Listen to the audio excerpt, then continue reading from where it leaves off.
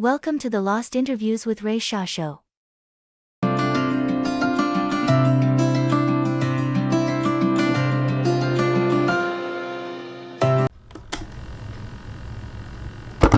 Hello, Bruce. Hello. How you doing? Hey, how's it going? Pretty good, man. Where you calling from? I'm in Los Angeles. How's the weather out there? It's gonna be hot. Yeah, I'm in Sarasota, Florida, so I feel you, man. Oh yeah, you got more humidity though. That's better for my hair, you know. Yeah, it's pretty hot here. Are you getting any rain yet? I know you guys are kind of suffering. No, it's a drought. Wow, that sucks. I want to talk first of all about the new release, KKB, and then talk to you a little bit about some Kiss questions and maybe some Gray and Funk stuff. Sure. Okay. First of all, I love the album. I think it's Great, thank you. I think it's really cool. It was recorded back in like '74? Yeah, except for the first track, everything came from our very ambitious efforts in '74. Correct. And the first track was done when? Was this recently? You guys got back together? Yeah, that was this year. That's the brand new song. Once Mike found these tapes, and I knew we could. Mike is the principal songwriter, singer, right? Bassist. And once he finally found the tapes, for me, it was a situation of because I did a limited edition of a tape I found of those, mixes, my copy of what we did back then in 2008, and I sold that on my website. It was called KKB 1974. I could not remix any of it. I couldn't really look at any of it any more than just, copy it off, basically. And then he finally finds the tape, about a year and a half ago, the original tapes. And now we had the 4 tracks that we could properly remix and remaster, and we added strings to one of the songs, a string quartet, and I just thought, only since I did share it, I'm going to go to a better phone now. Hold on a second. Okay. How's that? Better? Much better, much better. Yeah. I had to use my portable for a little bit. Sorry about that. That's all right. Once he found that, I realized, since I did a limited edition of this in 2008, I don't want to sell the same product, even though, of course, we can. It sounds better and we can remix it. But I think what would celebrate it the best is the fact that after 40 years, the same guys actually record a new song, and that's what the song, the title track, "Got to Get Back" is. I gave Mike a riff that I thought was kind of similar to the kind of progressive metal trio kind of style we did back in '74, and he ran with it and really turned it into a terrific song. I know my wife loved it the second she heard the demo that Mike did, and then we started to overdub. We never got together because it was too expensive with one guy in France and Paris.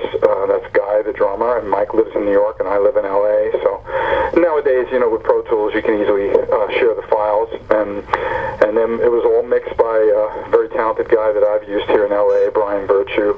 He became kind of the 4th member of the band because we didn't want to overdo anything because we found the original tapes and could transfer that properly digitally. I could have done a lot of things, double guitars and replace parts, and you know what I mean? And I didn't want to do that. I really wanted it to be as pure as it could be, just sonically improved, and it's funny how the new song kind of fits in with the others, and there's a 40-year gap. That's crazy. Yeah, it is crazy. It fits right in, man. Yeah. Well, you got to remember, Mike has a very strong point of view as a musician. It hasn't changed in the 40 years. Yep. It's just crazy for Jack Bruce and Cream. That's why we actually dedicated the CD to Jack Bruce. And I had the pleasure of actually meeting him a few times and actually even jamming with him once when I worked at the Rock and Roll Fantasy Camp, and that was one of my real life dreams come true, to actually play some Cream songs with Jack. But Mike was so into that whole sound of Jack Bruce and that style, and I think he's got a terrific rock voice too, Mike. And but the way he constructs the song and the way he kind of like puts it together is very he's very complete about it. He could hear all the harmonies for the vocals.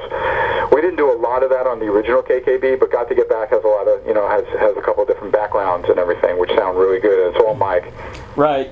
I noticed some of the tunes actually kind of sound progressive rock.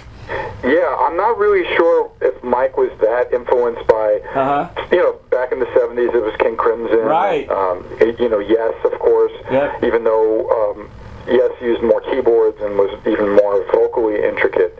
But those bands I know we did like, especially Yes, because when Guy found a lot of vintage photos from that era, they weren't only of Mike and I. In fact, Mike was it was really hard to find vintage photos of him.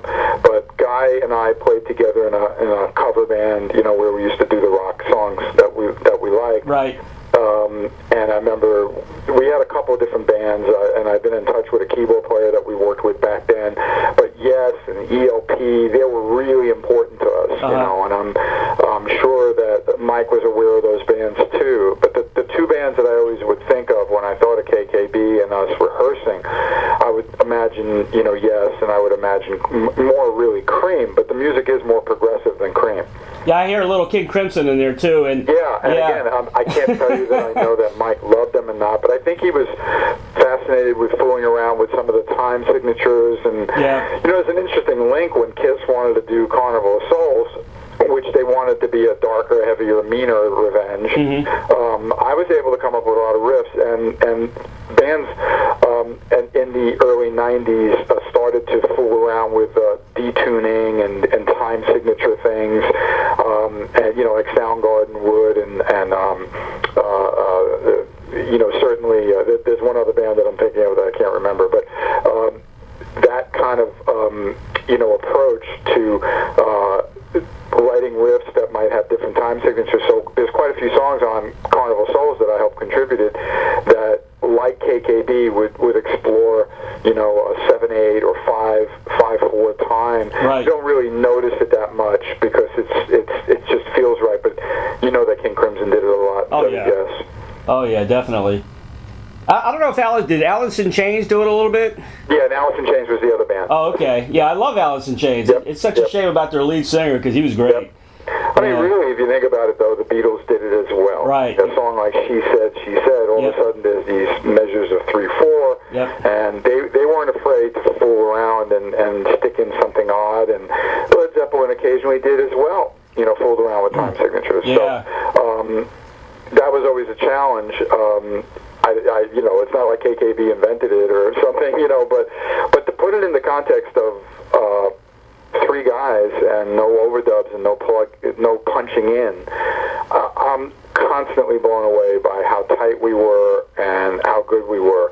And Brian kind of explained to me once he got to live with the transfer tape, there's a lot of bleed in each track, you know what I mean? So that as much as the guy who recorded us, who we're in touch with now, actually, this guy Alan Corwin, there's a picture of him on the CD with Mike holding the first edition that I put out of it. Right. He's quite proud of this. He knew that when we came through his studio in the Bronx, New York, that we were like special. To him we were very special. I remember him sharing a lot of the bands that he worked with that he really liked with us. But he was blown away when suddenly he reappears. And in fact, he had a really terrific promo picture of his studio, which was pretty primitive looking, to be honest, now, you know what I mean, but still very cool with all the gear, a nice black and white photo, with all the tape machines and the board that he had. And he did such an excellent job. And the CD that people get when they purchase the package is actually a really cool photo of the studio, But he did record this well, so I'm not criticizing, but if we're in one room and then you separate the drums a little bit and the bass amp and the guitar amp, but we're basically, pretty much in the same room. It wasn't quite as sophisticated as the top-notch studios that you might know that exist now. Right. So there was a lot of bleed, but that just kind of proves that it was all live. It was as if they put one mic in the room and go. It does yeah. Those songs are pretty complex. It does sound kind of live, Yes. Yeah, but that's another good thing about it. And you got to remember, a lot of the 70s stuff wasn't overproduced necessarily. Right. It did seem very immediate. You got into that when everybody realized, oh yeah, everyone's got 24 tracks. 24 tracks, 48. No, I got over 90 tracks. You know what I'm saying? With Pro Tools, it's endless, of course.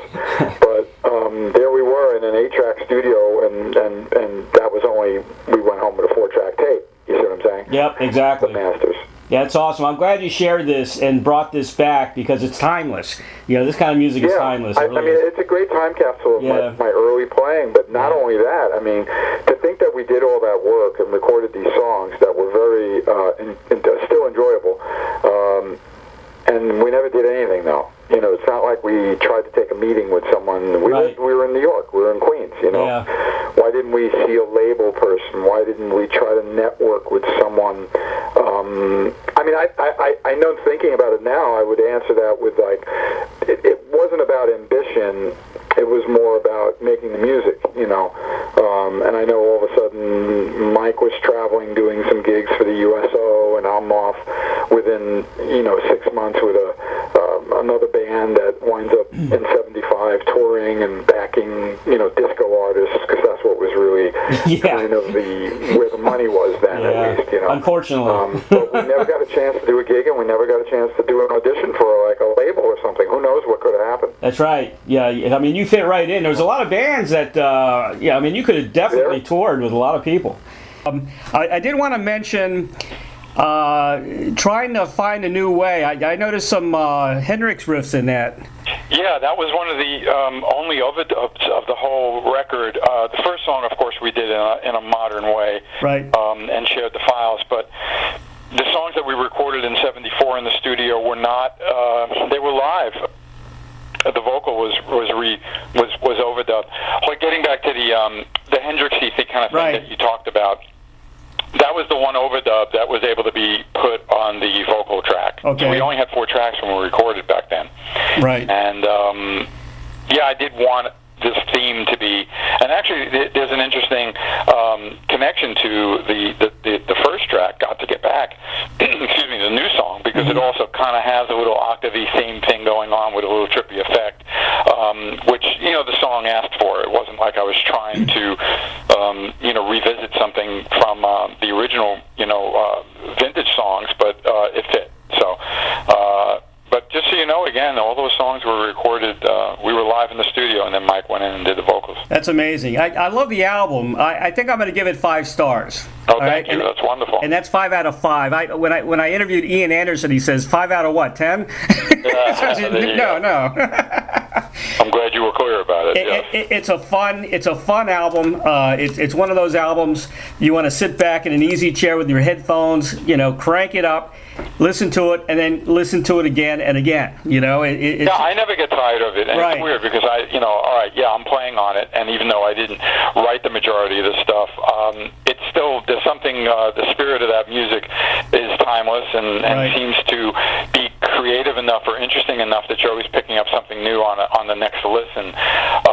I've mentioned this when I've done a couple of the guitar interview-related sites and magazines, that the dynamics in the guitar, I had a lot to do. You know what I mean? I had to go from, this wasn't a channel-switching, pedal board rig, modern kind of way of getting the sounds to tape. I had one guitar with a wah-wah pedal and an amp that, if I was full up, had a little bit of gain. It didn't have a tremendous gain, but kicking the wah-wah and it took off. But then there'd be the soft part of the song, and then my volume has to come down, and then you can actually hear me change pickups and things like that.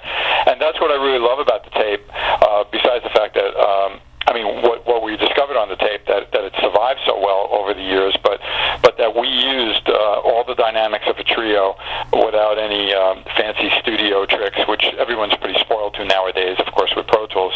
We had, no option but to do it live and get it done. Well, it shows how good of a guitar player you really are. Thank you. I mean, it really, me revisiting all that definitely made me realize at a pretty young age, I definitely had a good understanding of a lot of things on the guitar.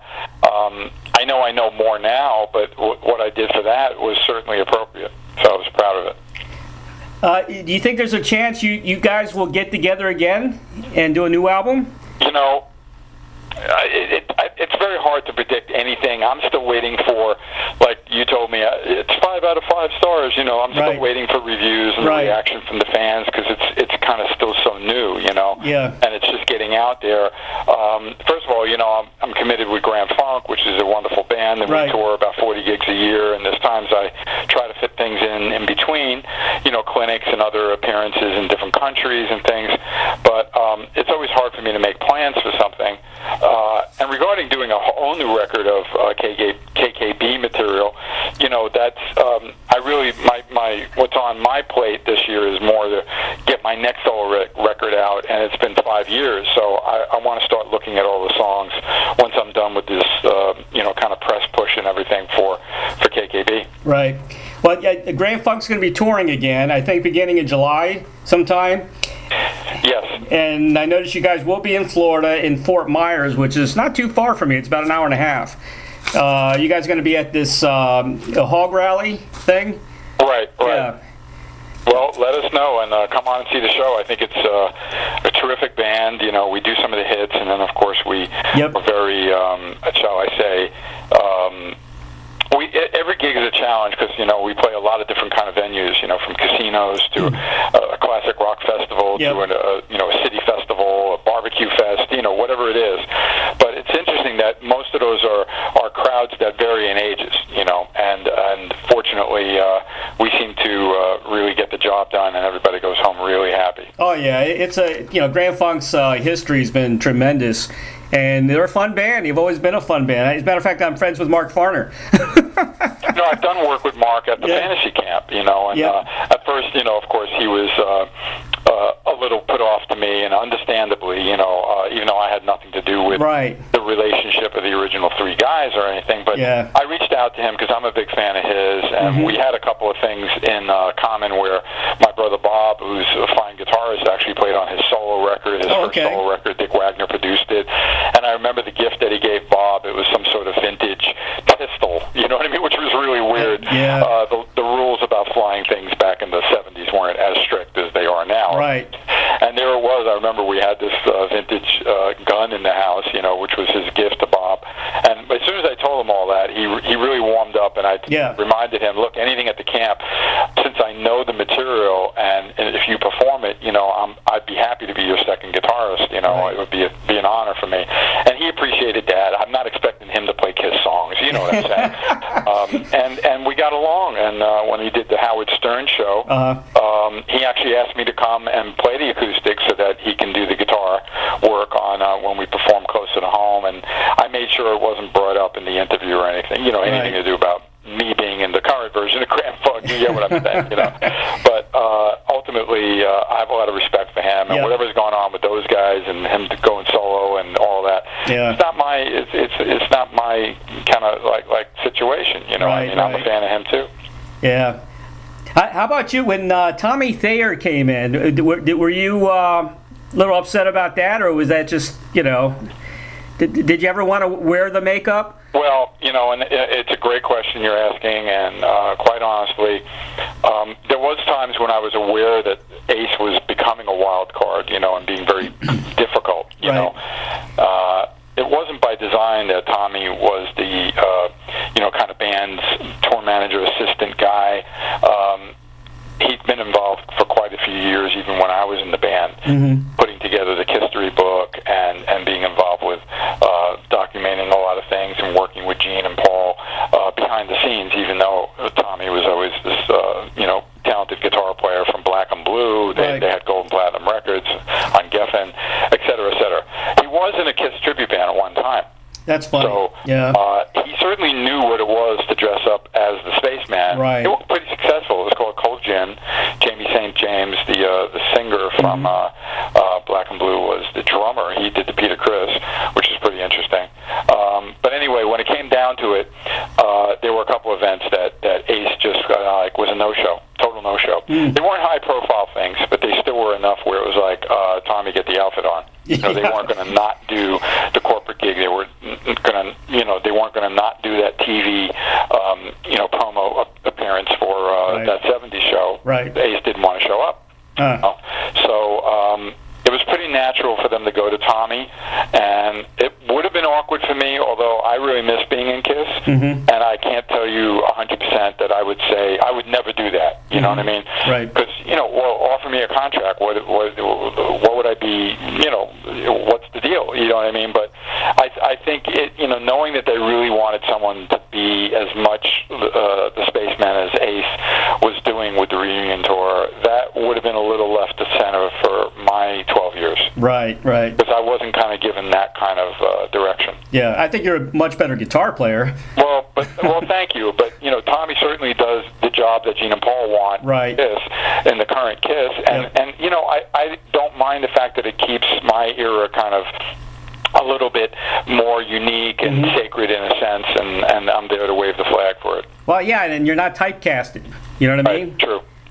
You can do anything you want, which is great. Right. I mean, how many people can say they were in Kiss and Grand Funk Railroad, and also work with Michael Bolton, Yeah, no, I'm proud of my resume. And there's guys that have played with a lot of different bands. Eric Singer, I think, has got a longer list than me, to be honest. But I'm proud of the things that I've done.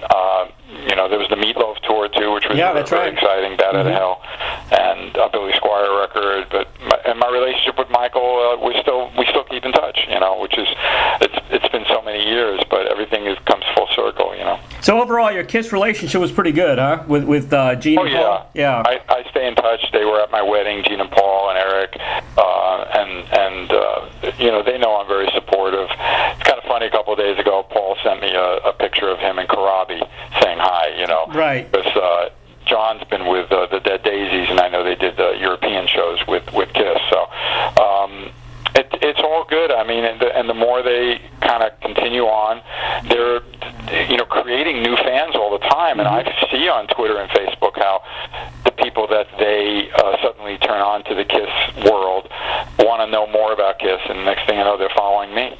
Yeah, that's pretty cool. Yeah. It's funny. I interviewed Engelbert Humperdinck recently, and he just did a duet with Gene Simmons, which was pretty cool. That's right, I remember that. I do. Yeah. That was an odd pair, huh? Yes, it is. But Gene was always like that. He'll try something left field.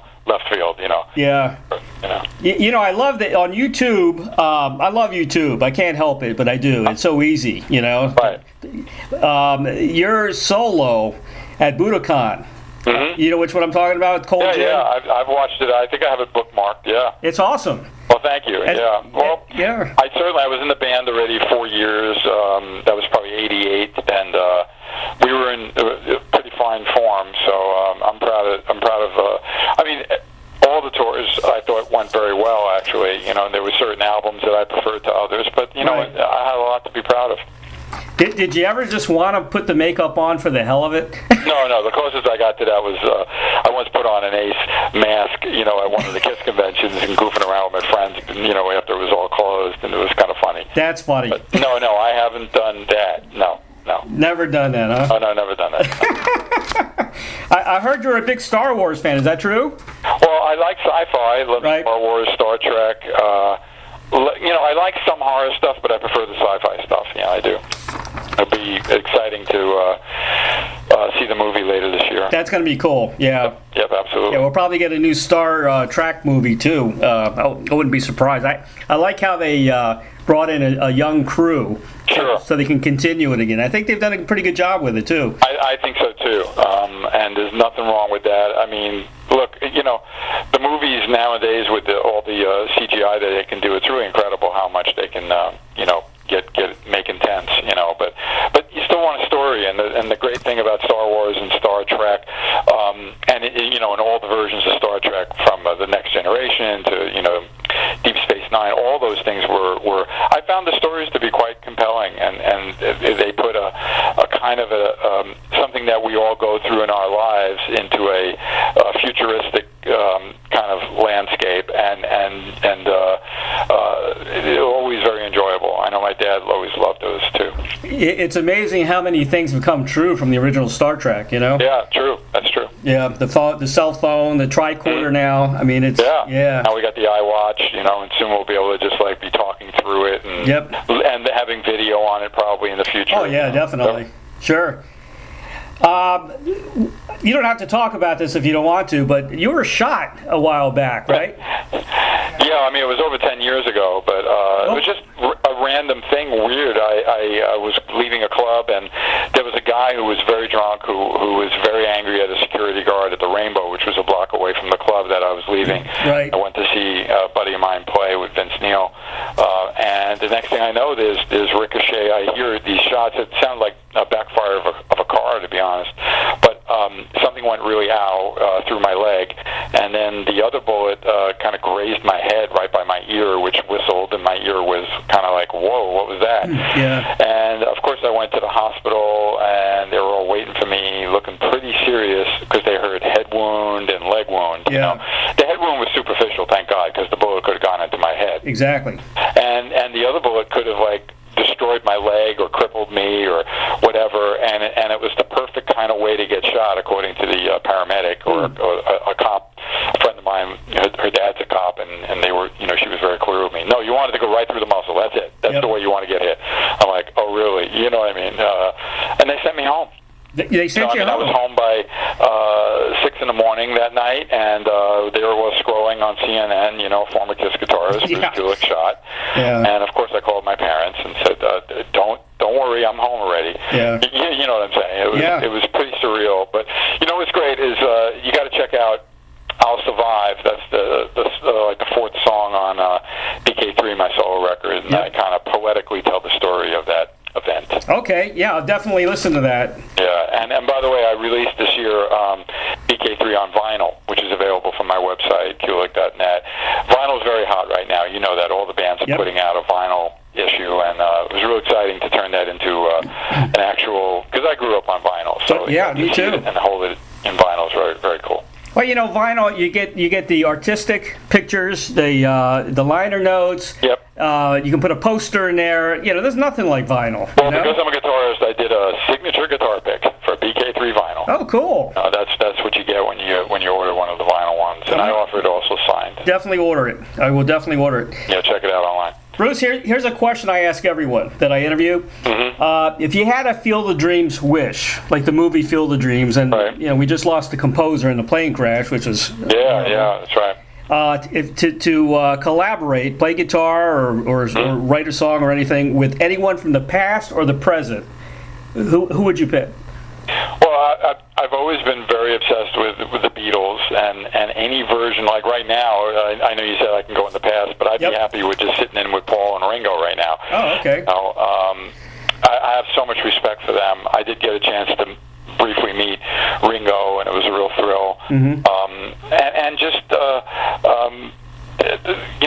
the career that they both have, and considering they came from the biggest, as far as I'm concerned, the biggest rock band in history. Yep. I really have a lot of respect for how much good music they've put out, how entertaining they've been, and how kind of creative they've been able to share from their talent, and I think they both handle it really well too. Especially I see knowing what Paul has accomplished.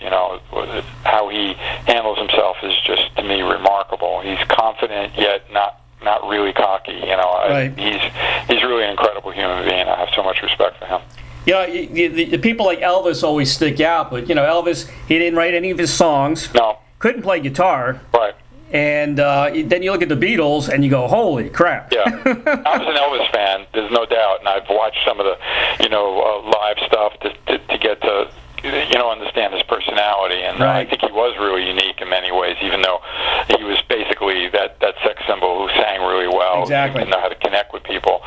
John, of course, whose life was taken way too soon, very like what an unbelievable talent, and he was every bit as talented as Paul. Mm-hmm. Just we never got to see what would have he done, continued on if he lived past 1980, what would have happened. I always wonder about that, but what he accomplished in the Beatles, and particularly some of the solo records were great too. They were a little uneven because he went a little crazy, being a former Beatle, and right.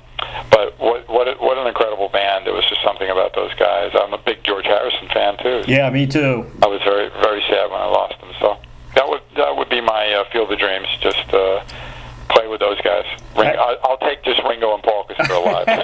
Well, that's a good one. Yeah. Bruce, you have anything else you want to promote? No, just everything's always on my website, Kulick.net, and my Facebook's very popular. I have a really huge number of on the official Bruce Kulick page on Facebook, and like today I tweeted a crazy thing. I took a picture of Hot in the Shade. There was when we record a record, we kind of like put a cardboard up and graphically, okay, the vocals are done on this song, the guitar is done on this song, that kind of a thing. Right. And somehow that was a part of the Kiss auction that the Hard Rock Cafe wound up buying, and it was on display not far from where I live in LA at Universal Studios, the City Walk. Mm-hmm. So I shared that today, and I know I'll get a lot of retweets from that. I'm always a big supporter of what I've been involved with, obviously, and I love the fact that the fans support that. So nothing in particular to promote except check out KKB and everything else that I like to get my hands on. I share, I talk about it in my on online and everything. I'll be doing some clinic things, lots of dates with Grand Funk coming up. I'm set to actually play the Star Spangled Banner on acoustic with a Marine Corps guy at Dodger Stadium on July 4th. That's awesome. That's coming up. Yeah. There's always stuff going on. Always stuff going on. My first Facebook site, as a music journalist, I've got like 3 Facebook sites because I'm an author as well. Right. But I have a rock and roll site that's, in the beginning when I wanted to draw people, I said, you know what, I'm going to go to the Kiss Army. And the Kiss Army just jumped aboard. I got, thousands of friends, like, immediately. Right, I bet, yeah. So there's going to be a lot of Kiss fans reading this reading this interview. All right. Well, I appreciate your time, and let me know when everything's up, okay? Okay, Bruce, I appreciate it, man. Not a problem. Take care. You take care. All right, bye-bye. Thank you for joining, and please subscribe to Ray's YouTube channel.